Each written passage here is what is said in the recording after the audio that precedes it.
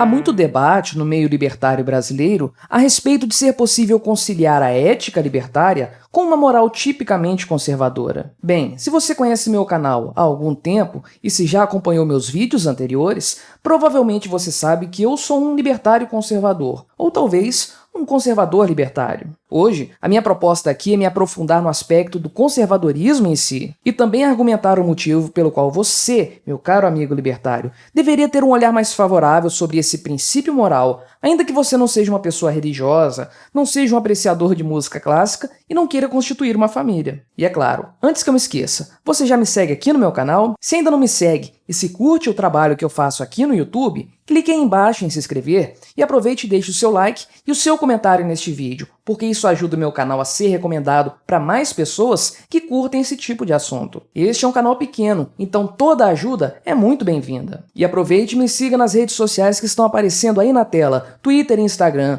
porque eu sempre posto coisas diferentes por lá também. E se quiser me apoiar financeiramente, uma vez que este canal ainda não é monetizado, você pode contribuir através do Padrim, com valores a partir de R$1 por mês. O link está na descrição deste vídeo. Em primeiro lugar, preciso deixar claro que eu não sou nenhuma referência em conservadorismo. Quer beber direto das fontes? Leia Roger Scruton, Michael Oakeshott, Edmund Burke, enfim, os grandes nomes ingleses do conservadorismo clássico. Eu sou um conservador em construção, ainda estou no começo da minha jornada. Jornada esta que eu imagino é de uma vida toda. Como bom brasileiro, eu fui muito doutrinado na escola especialmente, e também fui muito mal influenciado pela televisão e por outras mídias. É raro encontrar um brasileiro que seja conservador de verdade, do berço, desde o nascimento. Tal como tantos outros homens e mulheres da minha idade, eu estou aprendendo a ser um conservador. Estou aprendendo a apreciar a beleza da tradição e do conhecimento social acumulado pelas gerações anteriores. Em primeiro lugar, é preciso deixar bastante claro o que é o conservadorismo, porque muito se fala sobre isso de forma genérica, mas há no geral pouca base teórica para a maior parte das afirmações que nós vemos por aí.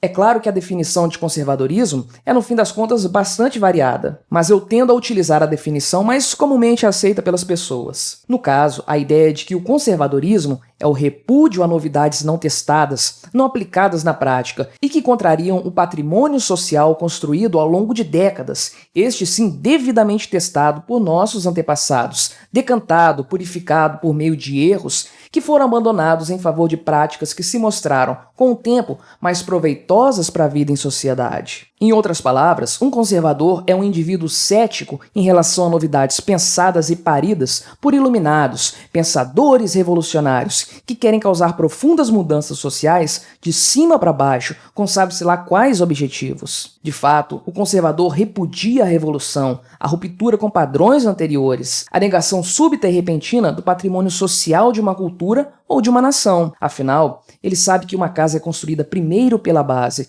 e depois tijolo por tijolo para que o edifício inteiro não se comprometa. Querer reconstruir uma casa inteira de cima para baixo, com razoável certeza, causa tragédias inimagináveis. Essa analogia da construção de uma casa também ajuda a compreender que ser conservador não significa parar no tempo. Não, conservadores não são amish. Novidades, mudanças, novos conceitos, enfim, tudo o que se prova no tempo, que passa pelo crivo da experimentação e se mostra favorável à vida humana e ao convívio social, passa a ser aceito no depósito da tradição conservadora, que, por consequência, tende a se expandir cada vez mais. Só que não de forma revolucionária, por meio de rupturas sociais, mas sim de uma forma orgânica, natural, uma evolução social que acontece tal qual a evolução darwinista, através de gerações. Pois bem, este é o conservadorismo da forma como eu o compreendo. É certo que a palavra conservador, durante muito tempo, teve uma conotação negativa, significando reacionário. Bem, talvez o conservador seja mesmo um reacionário. Afinal, parafraseando Nelson Rodrigues, nossa reação é contra tudo que não presta. O fato, porém, é que hoje muita gente já consegue se afirmar como conservador, porque graças à informação distribuída,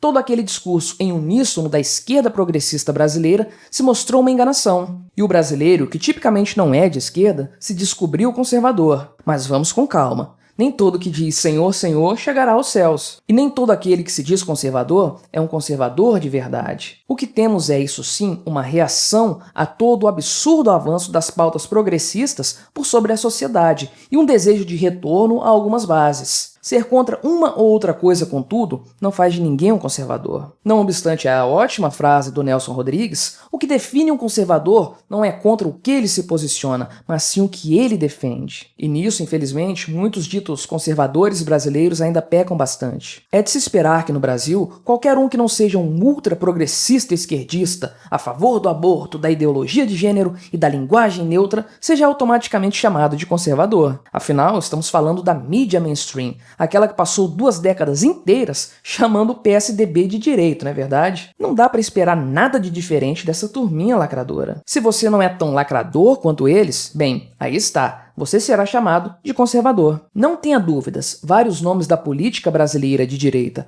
ou supostamente de direita, e que se afirmam conservadores, são pseudo-conservadores, são oportunistas, não defendem nada, não possuem raízes, apenas estão posicionados contra tudo isso que está errado aí. Em outras palavras, se apropriam de uma causa cujos fundamentos não lhes apetecem, sem ter o que defender, sem ter pelo que lutar. São homens e mulheres vazios de conteúdo, que embora possam não ser de fato progressistas, tampouco são conservadores, servindo no fim das contas de espantalhos para que a esquerda espanque o suposto conservadorismo. Mas o que um conservador deve defender, no fim das contas? O que transforma um indivíduo em alguém que luta para conservar o que há de mais importante na sociedade? É claro que isso varia de cultura para cultura, mas evidentemente eu estou aqui falando da nossa cultura ocidental. E não tem jeito. A nossa sociedade está fundamentada no essencial tripé formado por família, tradição e propriedade. Por família, temos a noção do agrupamento familiar formado por pai, mãe e filhos, com os 2 primeiros tendo a responsabilidade de educar os outros para a vida adulta, formando indivíduos responsáveis e respeitáveis, e com os pequenos crescendo e se desenvolvendo de forma a proporcionar uma velhice saudável para seus pais. Por tradição, temos todos os elementos judaico-cristãos que alimentaram milênios de florescimento cultural e que influenciam o formato da nossa semana, os hábitos cotidianos, o espírito de caridade, enfim, tudo o que nos cerca. E por propriedade, bem, nós, libertários, sabemos bem o que isso significa. É a base de toda a ética, das relações entre indivíduos e da solução de conflitos. A definição e a delimitação da propriedade privada é fundamental para a nossa sociedade. Tire qualquer um desses pilares e você derrubará toda a estrutura. E é por isso que existem tantos pseudo-conservadores no Brasil. Pessoas que defendem apenas um ou 2 dos pilares, mas não estão nem aí para os demais. E antes que você diga que eu estou querendo impor um estilo de vida para todo mundo, eu vou pedir um pouco de calma. Antes do final deste vídeo, eu vou falar sobre esse ponto especificamente. Mas voltando ao tripé conservador. Esses 3 fundamentos não apenas sustentam a sociedade ocidental como a conhecemos, como também sustentam uns aos outros. Aí está a grande tragédia. Tire um dos pilares e os outros 2 tenderão a desabar. Essa é a grande tragédia da revolução e da ruptura cultural. Sem a correta noção de família, perde-se a responsabilidade para com as pessoas mais próximas de si. O aspecto da propriedade se torna nebuloso e o que há de mais fundamental na nossa tradição, que é o amor e a estima entre membros de uma família, acaba sendo corrompido. Por outro lado, sem a tradição, perdem-se todas as referências que moldaram a nossa sociedade, quase como um manual de boa conduta e de prosperidade. O resultado são famílias desestruturadas e desequilibradas, e a normalização do banditismo, do vandalismo e da depredação. Em outras palavras, passa a ser normal se relativizar a propriedade privada. Por fim, quando se viola a propriedade de forma sistemática, especialmente por meio de brechas legais, bem, nem preciso dizer que tipo de catástrofe haveremos de enfrentar. Os experimentos socialistas estão aí para não deixar qualquer tipo de dúvida. Dessa forma, se alguém deseja que a nossa sociedade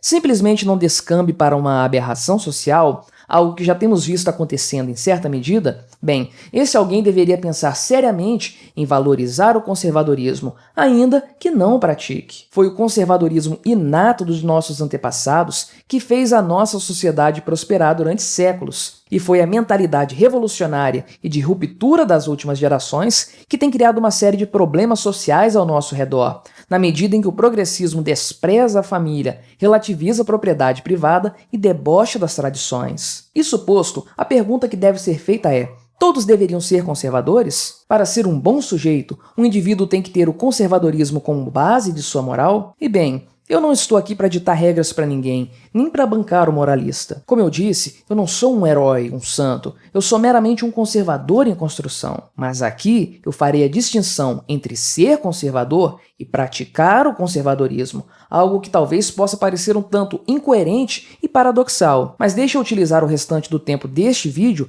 para explicar o meu raciocínio. Peguemos algum lugar comum do conservadorismo, a questão do casamento. Um conservador tenderá a dizer que o divórcio é um problema para a manutenção do equilíbrio social, especialmente da forma banalizada como essa prática tem espaço na nossa sociedade hoje em dia. Pode-se elencar uma série de fatores para explicar isso. A separação traumática dos filhos causa uma série de problemas durante a infância e a adolescência. As constantes brigas judiciais por questões de guarda e pensão maculam a sagrada imagem de pai e mãe. A constituição de novas famílias, envolvendo os cônjuges agora divorciados, distorce a noção de pai e mãe como protetores do lar, criando a estranha separação entre pai biológico e pai de criação e etc. Esses são fatos, não podem ser negados. Contudo, isso não implica dizer que um divorciado não possa ser um conservador, e por um único e simples motivo. Reconhecer que uma prática é melhor não significa que você precisa obrigatoriamente praticá-la. Afinal, você pode saber que o excesso de fritura faz mal para a saúde e ainda assim comer batata frita todo dia. Dessa forma, pessoas divorciadas podem reconhecer que o casamento indissolúvel é o ideal supremo. Homossexuais que mantêm relacionamentos com pessoas do mesmo sexo podem considerar que o casamento entre homem e mulher é o ideal. Ateus podem considerar que a religião tem um valor sociocultural importante, etc. Diferenciar a ideia do conservadorismo do puro moralismo e da ideia de uma vida ascética é importante. Conhecer a regra e saber que ela é o correto não implica não poder ser a exceção. Não é contra a liberdade individual que o conservadorismo luta, mas sim contra a imposição forçada e artificial de um sistema invertido de valores, que despreza o passado de bilhões de seres humanos para colocar no seu lugar as ideias mirabolantes de uns poucos iluminados. Portanto, meu amigo, talvez você devesse olhar para o conservadorismo com outros olhos, não como quem vê um opressor manual de condutas a ser imposto a todos, mas como um movimento natural e espontâneo que valoriza a experiência dos nossos semelhantes humanos em detrimento da propaganda mentirosa dos progressistas iluminados.